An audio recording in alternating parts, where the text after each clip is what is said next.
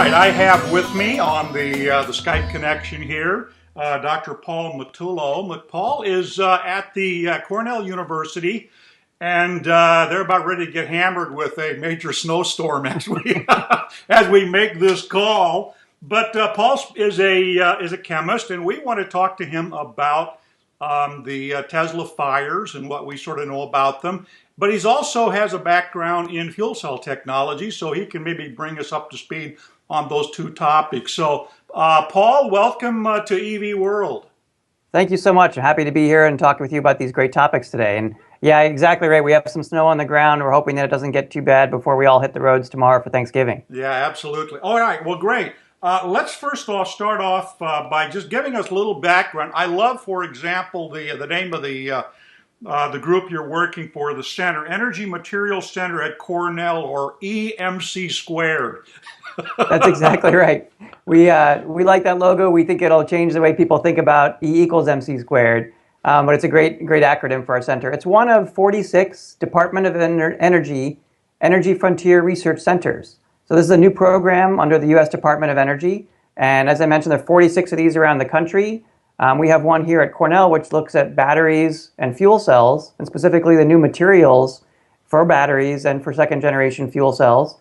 The other was in the network. Some of them are looking at high tech like we are. Others are looking at the technology and science behind combustion. Some look at technology and science behind nuclear, for example. So energy all over the map. All right. Great. Well, you're the man to talk to then about this particular topic, it sounds to me.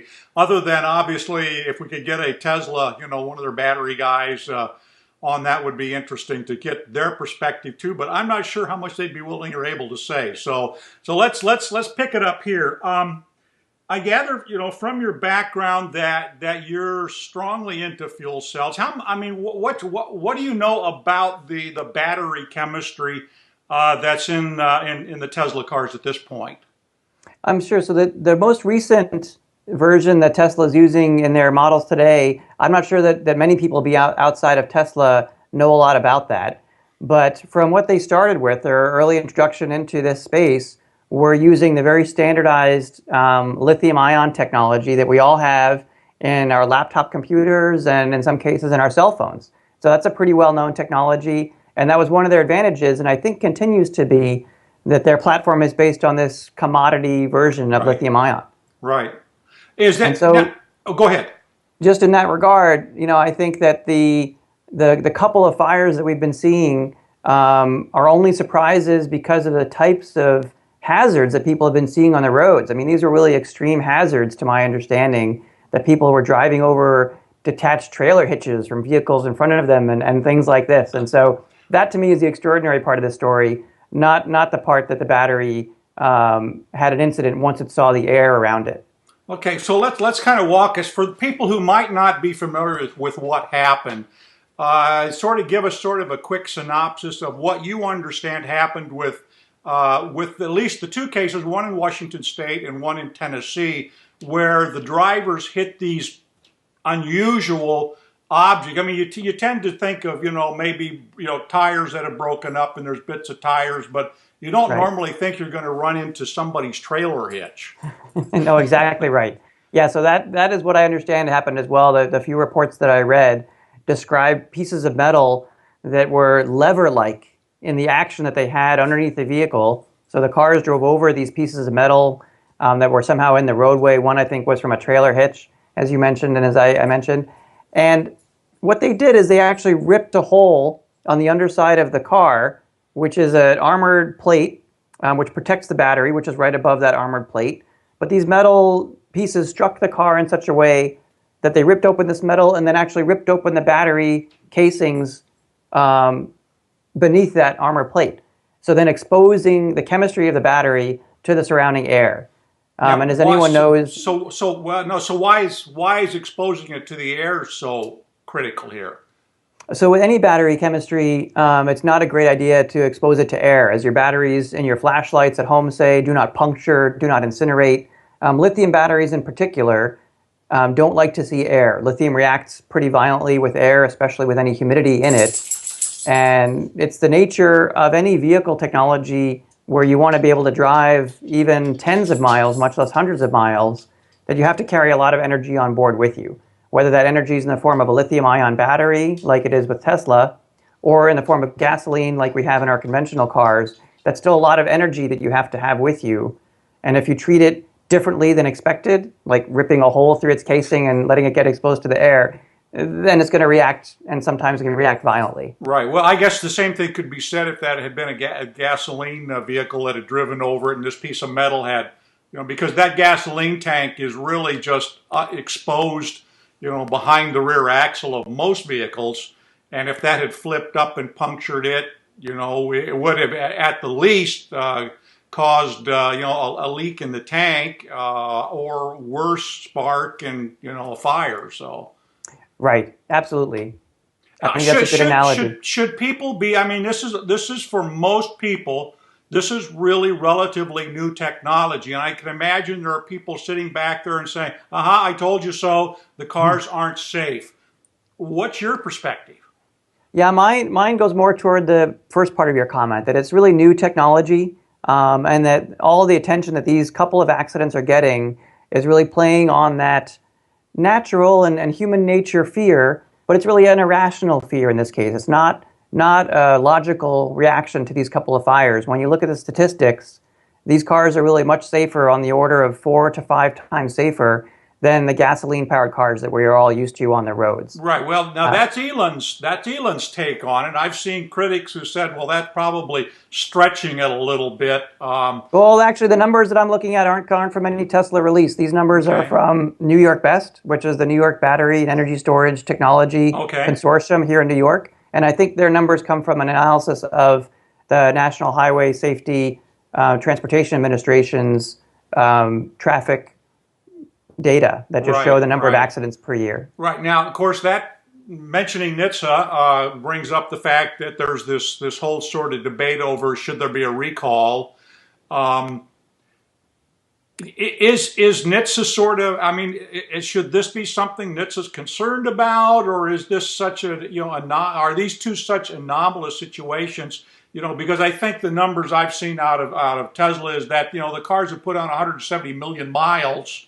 And, there have only been these two really anomalous accidents. So is this something NHTSA needs to get involved in? That's a great question. It is interesting that they happened so close in time to each other, and that might just be really bad luck. I think that NHTSA might have a responsibility after a certain number of incidents at a certain frequency to look into the details and try to understand what it exactly is that happened. So I'm not as familiar with the regulatory framework there, but my guess is that just this frequency of events triggered a normal investigation.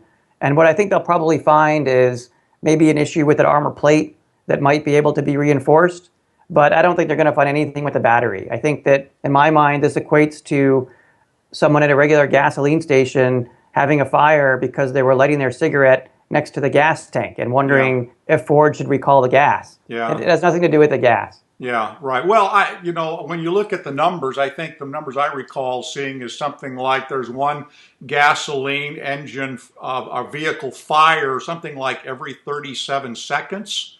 I mean, there's, 60,000 gasoline, and this is on the road. This isn't cars sitting in garages or in dealer lots I remember seeing it several years ago where Ford had to recall their F-150 pickup truck because they had brand new trucks sitting in dealer lots that were suddenly going up in flame because of a problem. And I think it was the cruise control system or something like that.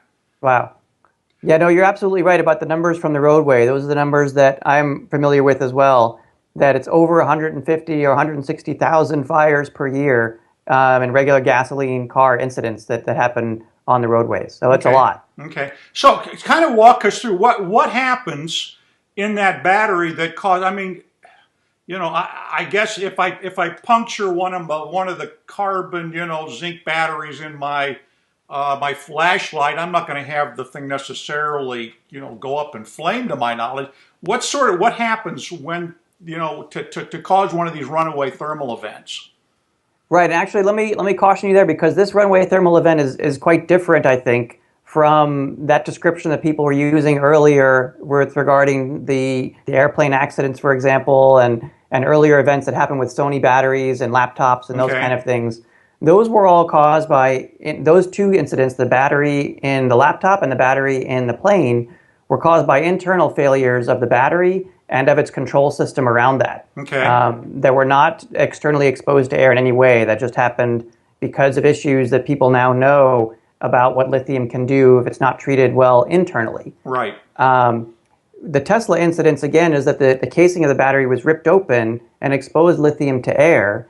And it's also very well known that lithium, when it gets exposed to air, generates a lot of heat. It starts to produce hydrogen, it starts to produce other byproducts of the reaction, and then the heat can then cause fire to things that are in the neighborhood, like the rest of the lithium, and also the other components of lithium-ion batteries, which unfortunately are flammable. That's pretty well known. Yeah. But Tesla also knew this, and they've kept their battery sectioned into, I believe it's I think eight or I think it's 16 is what I've 16 heard. modules. Yeah.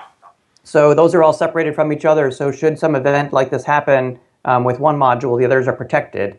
And so very little bit of the battery itself, I think, actually did burn in the end.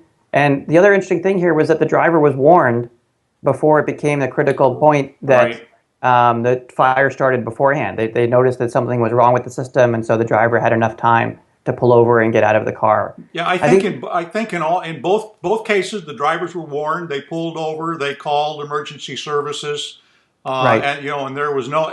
And what my understanding of is the case where the guy apparently was driving under the influence in Mexico in Merida and crashed through a retaining wall and smashed into a tree. He and his passengers got up and walked away as well. So.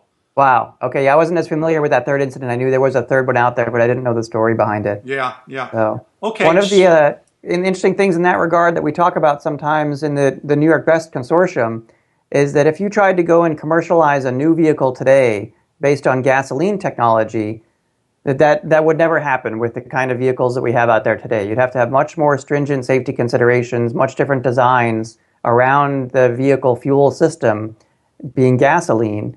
If you were trying to introduce that new today. Oh, interesting. It's just because we're so used to it and so accustomed to it that we've allowed that sort of danger to be grandfathered in. Right. Yeah. In fact, that was the term I was going to use, grandfathered. So, okay. So let's talk about what are the remedies for Tesla here? Did they just simply say, look, it was an anomaly?